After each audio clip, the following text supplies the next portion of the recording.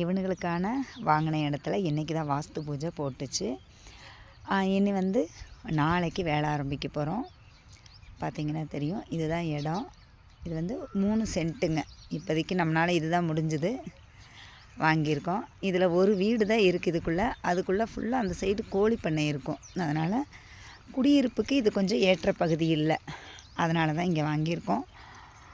இதுக்கு பக்கத்தில் விளையாட்டுக்குன்னு விட்ட ஒரு 4 சென்ட் இருக்குது. அது நம்ம யூஸ் பண்ணிக்கலாம். இதில் கொஞ்சம் உள்ள தள்ளி ஒரு